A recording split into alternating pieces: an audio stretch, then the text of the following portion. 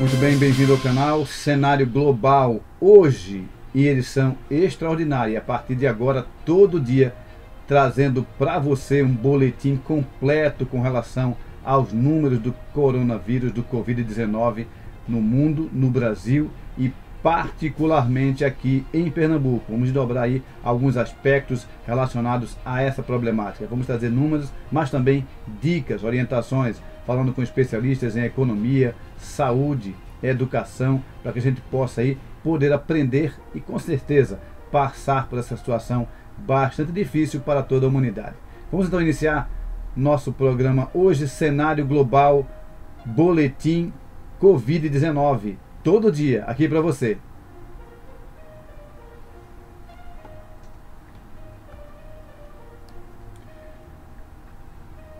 Muito bem, para começar, fazemos então um balanço geral do Covid-19 no mundo, né? De forma global, temos hoje 1.844.863 pessoas que foram confirmadas com o Covid-19, das quais, infelizmente, 117.021 pessoas vieram a óbito, faleceram. Isso é no mundo. No Brasil, o cenário é de 25.262 pessoas contaminadas, com 1.532 pessoas que foram levadas ao óbito, que faleceram em função de complicações com o Covid-19.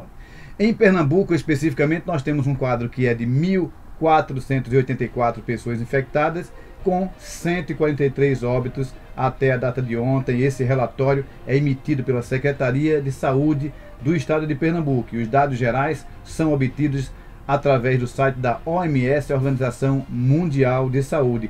Todo dia vamos desdobrar para você os acontecimentos e aquilo que ocorre com os números e aí também dicas para que você possa aí conviver com essa realidade, para que possamos passar da melhor forma possível.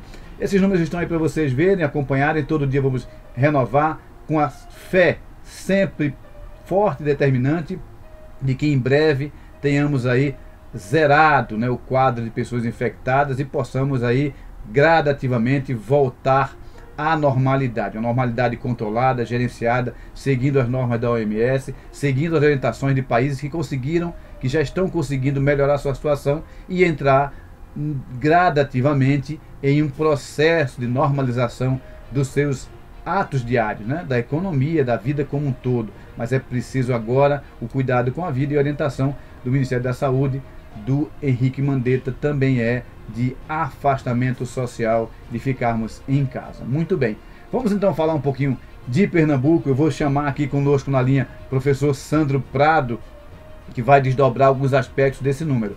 É muito curioso, nós temos um número gráfico que traz alguns dados relacionados ao Covid-19 em Pernambuco. Dá conta de que até ontem, né, o dado de ontem que a gente publica hoje à tarde sairá outro boletim, vamos trazer para vocês também amanhã em detalhe. Bem, com relação aos dados gráficos estatísticos, nós temos uma contaminação aqui em Pernambuco, 42,4% são homens e 57,6% do sexo feminino. Outro dado também de hoje, a gente vai renovar sempre todo dia, é com relação ao falecimento, ao óbito em função do Covid-19. Então, o falecimento já inverte esse número. Nós temos 56,6% das mortes são do sexo masculino e 43,4% do sexo feminino. São dados aí trazidos pela Secretaria Estadual de Saúde. Outro aspecto importante que vamos aqui tratar todos os dias, você está vendo aí um painel, um quadro, né, que mostra, nesse gráfico, na verdade, mostra a evolução e a quantidade de casos por faixa etária, ou seja, por idade. Então a gente tem aí de 0 a 9 anos de idade, 33 pessoas, né? De 10 a 19, 11, de 20 a 29, 37 infectados, de 30 a 39, 350, de 40 a 49, 347, você pode acompanhar aí, de 50 a 59, 250, e de 60 a 69, 157, de 70 a 79, 105 e acima de 80, 93 pessoas. O que mostra claramente aí esse gráfico para a gente é que há uma concentração de infectados numa faixa etária de idade de 30 a 49 anos de idade. Vamos acompanhar o desenrolar dos acontecimentos dos dias para verificar esses números, como é que eles vão evoluir, esperando que ele não evolua, é claro, que a gente tem aí a quantidade cada vez menor de pessoas infectadas até zerar esse número e começarmos a voltar à normalidade. Mas vamos discutir com alguns médicos durante a semana esses números, né? Porque uma concentração tão grande, talvez até em função do afastamento social, as pessoas de idade estão se afastando um pouco mais e são um grupo menos infectado.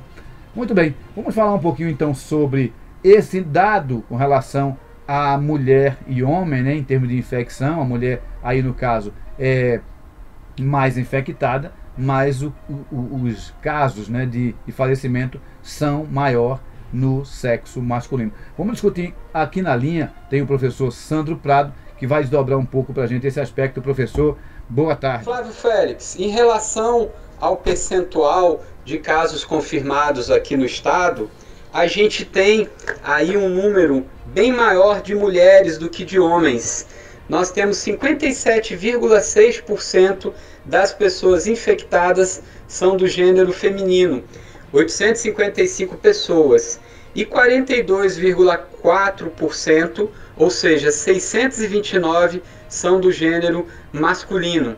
E engraçado é que esses dados não se refletem em relação aos óbitos. Nós temos 56,6% das pessoas que vieram a falecer eram do gênero masculino e 43,4% eram do gênero feminino. Ou seja, embora nós temos mais casos em Pernambuco da pandemia entre as mulheres, o maior percentual e o maior número absoluto de óbitos são das pessoas do gênero masculino.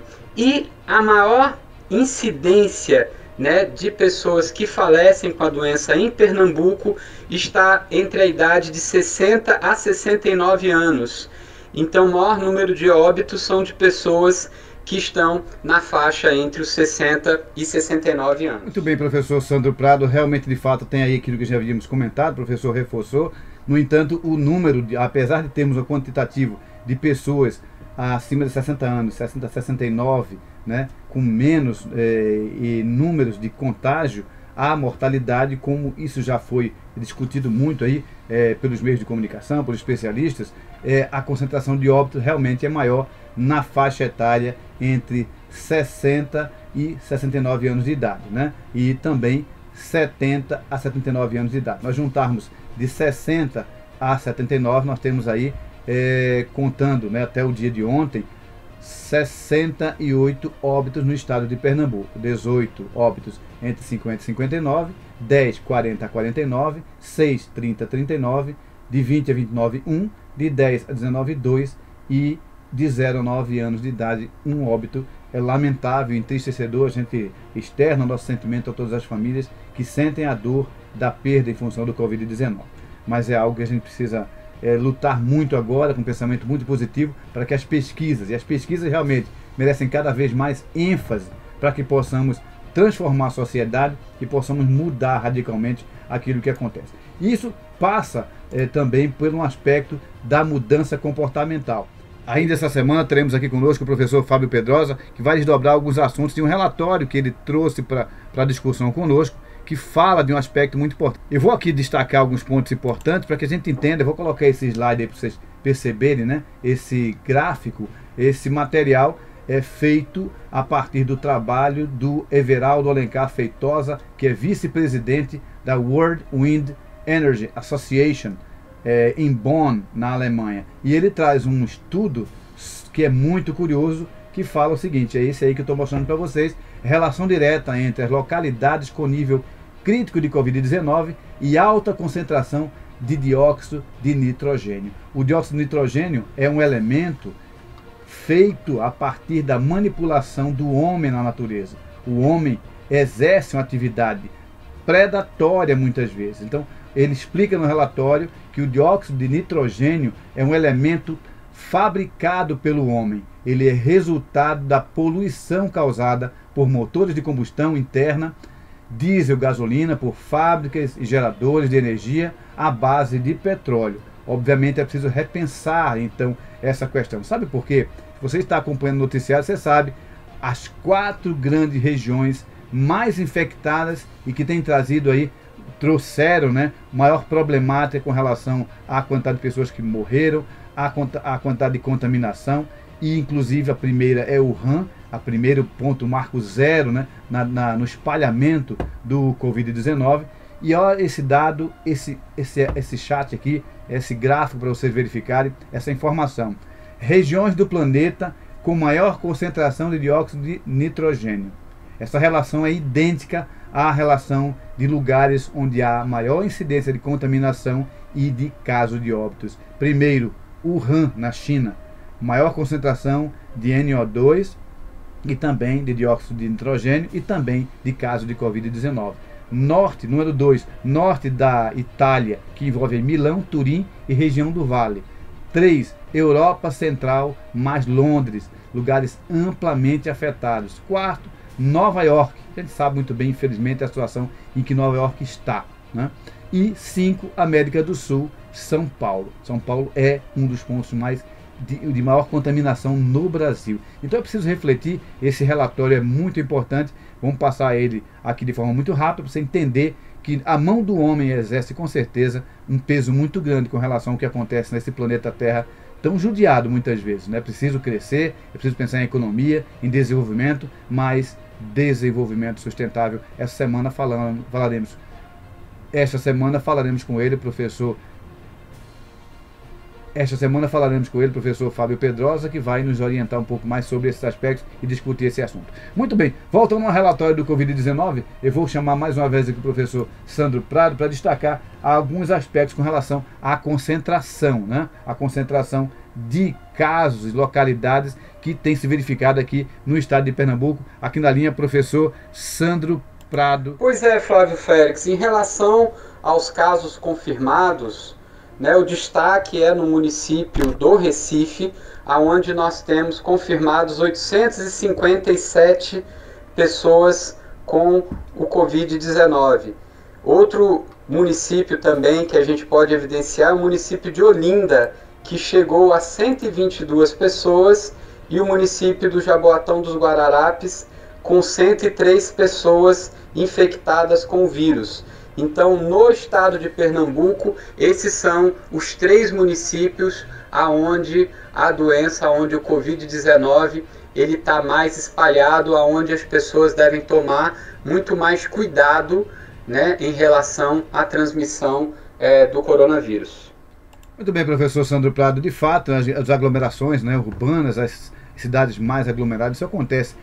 Recife, Olinda, Paulista, Jaboatão, os maiores centros, né, do entorno, né, desse composto que é a região metropolitana do Recife, com certeza sofrem muito mais, assim como também são os grandes centros no Brasil, como as regiões metropolitanas do Rio de Janeiro, São Paulo, Belo Horizonte e assim por diante. Vamos então trazer um pouquinho aqui a discussão de outras localidades. Em Fernando de Noronha tem um caso particular. Professor Sandro Prado, então, Fernando de Noronha se destaca um pouco com relação à quantidade de contágios em função até da sua pouca população, não é verdade? Exato, Flávio Félix. Um dos municípios, né, na verdade, é o arquipélago de Fernando de Noronha, que é um caso bem sui generis aqui em Pernambuco.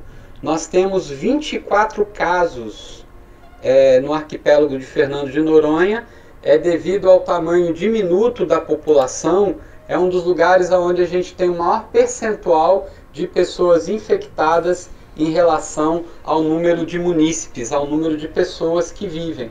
É um lugar que está aí em bastante monitoramento, inclusive de entrada e saída de pessoas na ilha, né, com bastante dificuldade. Inclusive os profissionais que estão indo para lá, eles passam por um período de quarentena, porque a segurança tomada no arquipélago Fernando de Noronha, ele está bem acima do que está acontecendo nos outros municípios, devido à grande incidência do coronavírus no arquipélago.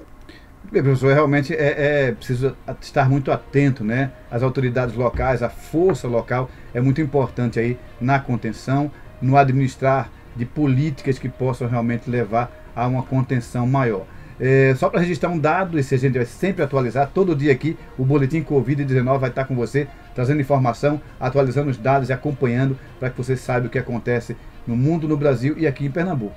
Nós temos um total, né, de 4.633 testes que foram realizados no estado de Pernambuco para verificar aí a presença do Covid-19. Muito bem, essa semana estamos sofrendo muito com pessoas que estão perdendo seus entes queridos, pessoas que estão falecendo, mas torcendo, pedindo a Deus sempre que isso passe de forma muito rápida e possamos aí verificar e viver outros momentos. Essa semana registramos aí, passamos à família, todas as condolências a todas as pessoas que estão sofrendo, também a família do empresário Eupídio Martins, né, que é um grande empresário pernambucano, da concessionária Honda e da Engie Frio, e que também teve aí sua vida tirada em função do Covid-19. Então, dada aí a importância de realmente seguir as orientações que são dadas aí pela área técnica, científica e especializada na área de saúde sanitária. Vamos ouvir então o professor Sandro Prado com relação a esse acontecimento, professor. Pois é, Flávio, um dos casos emblemáticos que aconteceu infelizmente nessa última quarta-feira foi o falecimento do Eupídio Martins. Eupídio Martins é um grande empresário pernambucano e é presidente da Honda, né, da rede de concessionárias Honda aqui no estado, e também era presidente da Engie Frio, né? Ele tocava os negócios da família e já estava 17 dias hospitalizado na UTI do Hospital Português. Infelizmente ele não conseguiu sobreviver ao coronavírus e teve o seu falecimento no dia de ontem, né, na quarta-feira. Eupídio, ele tinha 74 anos, e isso vem mostrar para todos que essa pandemia, né, o novo coronavírus, ele não tem distinção de classe social, de oportunidade de tratamento. Todo mundo sabe que o Hospital Português é referência.